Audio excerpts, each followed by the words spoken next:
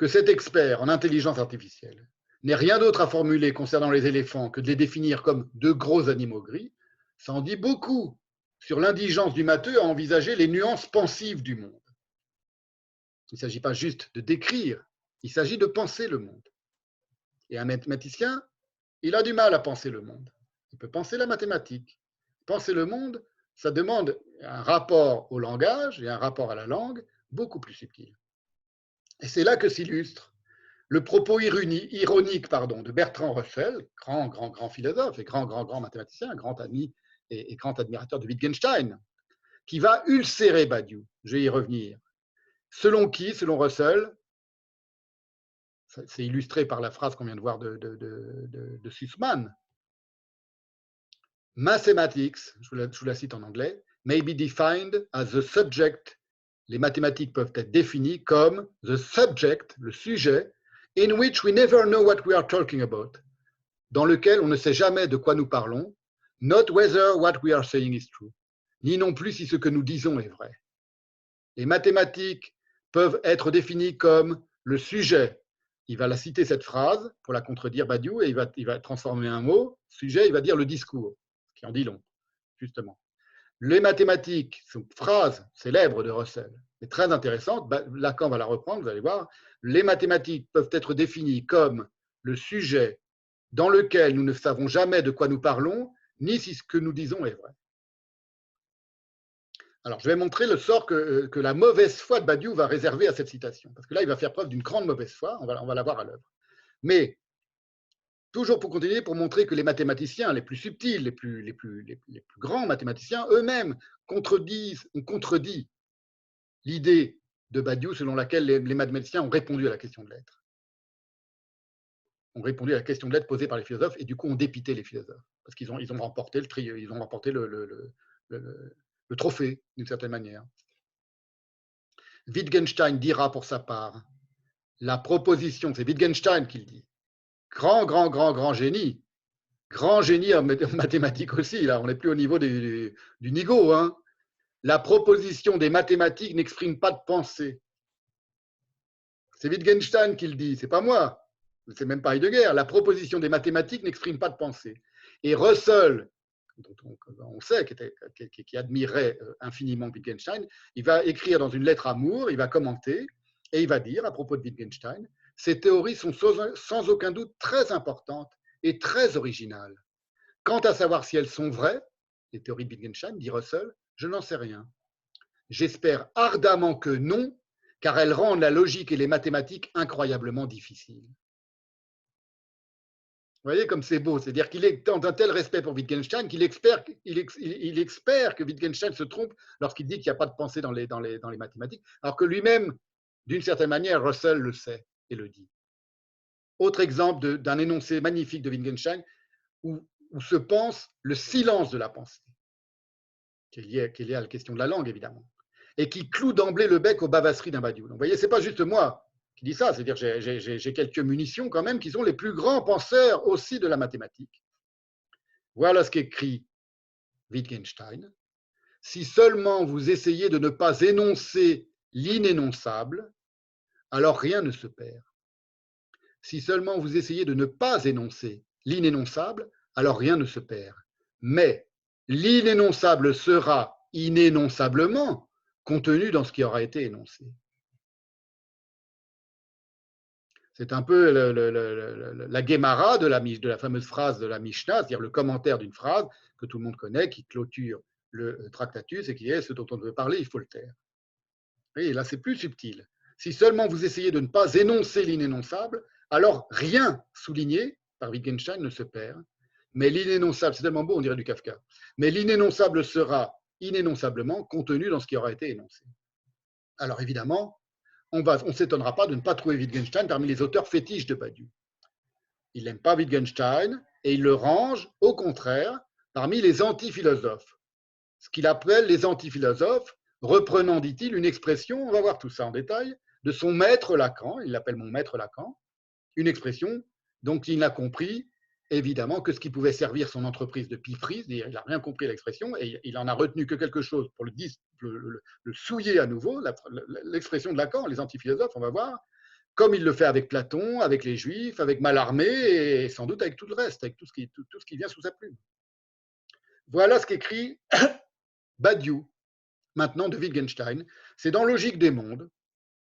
Logique des mondes, c'est son texte, donc, je le répète, qui forme un diptyque, il en a même fait un troisième après, mais un diptyque avec l'être et l'événement. Les deux s'appellent l'être et l'événement et l'être et l'événement 2, Logique des mondes, et dans lequel, à la fin, c'est très intéressant parce qu'il avait toute une section qu'il appelle des renseignements, une conception un peu policière quand même de l'autobiographie. Renseignements, sous-entendu sur moi-même, et où il parle de choses et d'autres qui sont importantes pour lui. Et il s'exprime sur Wittgenstein. Et voilà comment Badiou souille Wittgenstein. Là, c'est de la souillure à l'air libre, hein, à l'oreille, on l'entend tout de suite. L'œuvre postérieure, veut dire postérieure au Tractatus. Le Tractatus de Wittgenstein, il dira un peu plus bas, tout dans le style hautain et formulaire qu'aiment aussi les antiphilosophes. Style hautain et formulaire qu'aiment les antiphilosophes, dit Badiou, voire Pascal. Donc pour lui, Pascal, c'est le style hautain et formulaire. De nouveau, c'est en miroir, c'est son style à lui, hautain et formulaire, formule mathématique et hautain, parce qu'il sait très bien que ses lecteurs ne peuvent rien comprendre. Ses lecteurs à lui, c'est-à-dire les lecteurs, ses fans à lui, hein, les spécialistes de Badiou. Et lorsqu'un lecteur de Badiou, on va le voir tout à l'heure, je ne veux pas vous déflorer la blague, ce n'est pas une blague d'ailleurs, c'est triste pour Badiou, comprend ce qui se passe dans la mathématique de Badiou, on va voir que ça ne se passe pas très bien. Ébranlé au plus haut point, le Badiou. L'œuvre postérieure, donc Badiou qui parle de Wittgenstein, qui souille Wittgenstein, qui n'est d'ailleurs pas une œuvre, Wittgenstein ayant eu le bon goût de n'en rien publier, ni même achever, verse de l'antiphilosophie dans la sophistique. C'est un risque auquel tout antiphilosophe s'expose pour soutenir le privilège exorbitant qu'il accorde à sa pure énonciation. C'est vrai puisque c'est moi qui parle, donc là il est en train d'essayer il résume ce qu'il croit avoir compris de Wittgenstein, et finalement à sa propre existence, je casse en deux l'histoire, sinon du monde, du moins de ce dont je traite, allusion à Nietzsche, qui considère aussi comme un antiphilosophe. L'antiphilosophe a souvent besoin d'un forçage rhétorique.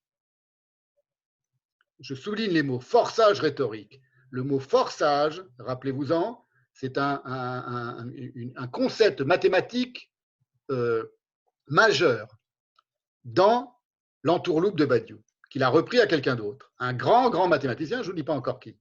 Voilà. Mais forçage et générique sont deux concepts qu'il emploie tout le temps, qui sont des concepts qui viennent de la mathématique, qui sont des métaphores.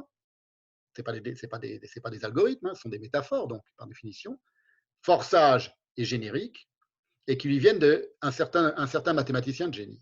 Et là, il l'applique, c'est extraordinaire, parce qu'en réalité, c'est sur lui que ça s'applique, en permanence. C'est lui qui fait du forçage rhétorique. On l'a vu à propos de Heidegger, on voit à propos de tas de choses, on voit à propos de Platon et à propos des Juifs. Par exemple, forçage rhétorique, c'est dire le prédicat juif. Il décide que c'est un prédicat, et ni un nom, ni un mot. Ni un nom, ni un mot. Qui le rend, dit-il, l'antiphilosophe, celui qu'il appelle l'antiphilosophe, indiscernable des sophistes de son époque. Ainsi de la maxime péremptoire ou du pastiche des évangiles pour Nietzsche.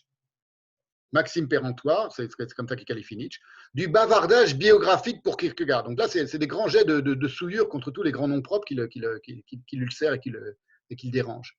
Du bavardage biographique pour Kierkegaard. C'est Badiou qui parle. Ou de calembour de Lacan. Tout ça, c'est, dit-il, du forçage rhétorique qui n'a aucun sens, ou des coquetteries de Parménide lorsqu'il parle de la déesse, tout ça, c'est du même ordre. Il faut comparer, vraiment, le dédain qu'il affiche du Nigo Badiou vis-à-vis d'une certaine forme de fantaisie pensive. Parce que la fantaisie pense, bien sûr. Et la pensée peut être fantaisiste, et est souvent fantaisiste. On va le voir un peu plus tard avec Swift, si j'ai le temps aujourd'hui, sinon ce sera la prochaine fois. Il faut comparer ça, ce dédain du Nigo Badiou, avec par exemple le sérieux de Foucault étudiant Raymond Roussel, ou de Deleuze dans son cours sur Foucault et sur le pouvoir, qu'on peut écouter, que j'écoute quand je suis dans mon atelier. Hein, j'en suis plus à Spinoza, j'en suis à Deleuze parlant de Foucault, c'est passionnant. Lorsqu'il envisage les étymologies extravagantes du fou littéraire Jean-Pierre Brisset, sur lequel s'était prononcé Foucault, et sur lequel Deleuze, dans son cours en hommage à Foucault, son ami Foucault, avec lequel il s'était disputé d'ailleurs à la fin de leur vie, parce que Foucault était pro-israélien et Deleuze était pro-palestinien, toujours très intéressant. En tout cas, là, c'est un très beau cours de Deleuze sur Foucault, où il revient sur l'intérêt de Foucault pour le fou littéraire, celui qu'on appelait le fou littéraire, Jean-Pierre Brisset. Là, on est loin de la manière dont Badiou traite ce qu'il appelle les enfantillages, y compris les calembours de Lacan. Et il continue sur Wittgenstein. Le second Wittgenstein, entre guillemets, donc celui d'après le Tractatus, a la manie des questions pressantes et saugrenues, comme s'il traquait sans relâche un délire étourdi. Ces rafales de points d'interrogation sont parfois des inventions surprenantes qui déroutent agréablement l'esprit, souvent des cabrioles insipides. Vous voyez la manière qu'il a de souiller, mais comme c'est un fils détruit, il souille, mais en même temps, il rend hommage, mais il rend hommage toujours d'une manière souillante. C'est un asservi. Donc, quand Nietzsche s'attaque à Wagner, quand Nietzsche s'attaque à une cause triomphante, Nietzsche disait « je ne m'attaque qu'à des causes triomphantes », c'est des phrases que j'ai reprises dans mon De Gaulle. Voilà. Ou quand moi, je m'attaque à De Gaulle, par exemple. Quand je m'attaque à quelqu'un, ce n'est pas fait sous un mode « mon maître, mon maître, mon maître », hop, je te trahis. Mon maître, je te trahis. C'est un ennemi, c'est un adversaire, on passe en face de soi et on l'attaque à boulet rouge. Et c'est un adversaire qui est digne d'être attaqué parce qu'il est précisément défendu par tout le monde. Wagner, ce n'était pas un petit musicien inconnu que Nietzsche décide de déchiqueter. Badiou, ce n'est pas un petit philosophe provincial que personne ne connaît et que j'ai décidé d'attaquer. C'est une attaque ou une polémique d'envergure, lorsqu'elle n'est pas faite sur le mode du fils honteux et du fils détruit qui a de l'admiration pour son maître, mais qui du coup veut le trahir de l'intérieur, le Yago, si vous voulez, le Yago Badiou, vous prenez quelqu'un qui est au sommet et vous vous posez face à lui, et vous n'êtes pas au sommet, ce n'est pas un sommet contre un autre sommet, sinon c'est de la vanité, et vous le déchiquetez en pensée. Et lui, il fait l'inverse. C'est-à-dire qu'il rend hommage à quelqu'un en le souillant. Et lui, il croit qu'il rend hommage. Il croit que sa traduction de la République de Platon, elle est plus vraie que la République de Platon initiale. Il faut comprendre hein, comment ça fonctionne dans la caboche de l'écrivain mathématicien. Alors, je vous le redis, quand il dit le style hautain et formulaire, à quoi Badiou réduit ce qu'il range sous l'étiquette d'antiphilosophie, c'est-à-dire Kierkegaard, Pascal, Nietzsche, Lacan, Heidegger, pour lui, tout ça, c'est de l'antiphilosophie. Ça s'applique évidemment à merveille, en miroir, à son style mathémateux dont il saupoudre sa prose. Les formules mathématiques, hautaines. Pourquoi hautaines? Parce que les gens qui le lisent ne sont pas mathématiciens. Les gens qui lisent Badiou ne sont pas des mathématiciens. Surtout traduit en chinois, en portugais et en polonais, vous imaginez.